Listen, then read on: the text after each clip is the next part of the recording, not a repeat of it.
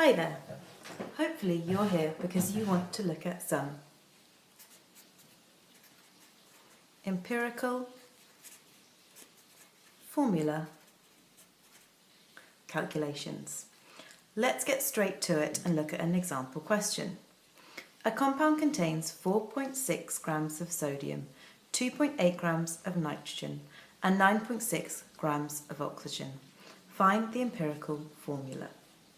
The first thing we want to do is set up a table with the elements as our column headings.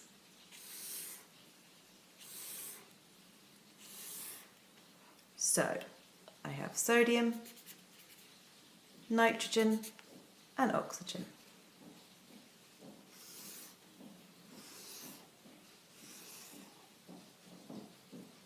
The rows then need to show the mass in grams. We could also use the percentage here, but it depends on what the question asks for. The atomic mass number, which we can find in the periodic table. The number of moles. And the final part is divide by the smallest.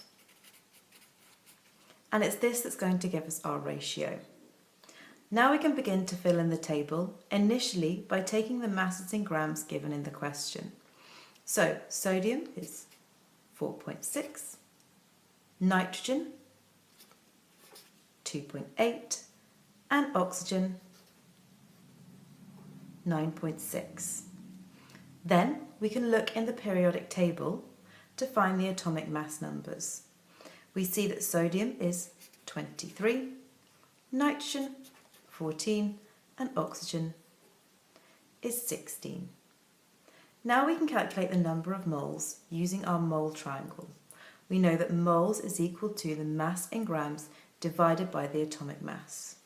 So for sodium, I can do 4.6 divided by 23, which gives me 0.2 moles. For nitrogen, I can do 2.8 divided by 14, which also gives me 0.2 moles.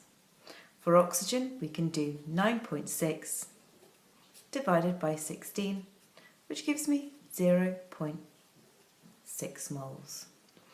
At this point, we need to divide by the smallest. So we look at these three numbers and decide which one's the smallest. 0.2 is clearly this. So we do 0.2 divided by 0.2 gives me 1.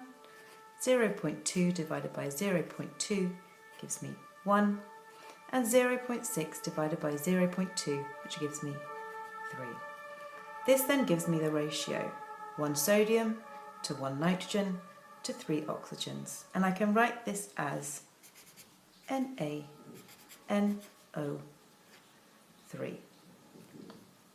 A few points to remember. An empirical formula has to be the smallest whole number ratio. And for the numbers above, this worked out. But what if after dividing by the smallest, we actually got a ratio of 1 to 1 to 1.5? I cannot have a compound with 1.5 of any atom. In this scenario, we would have to double everything.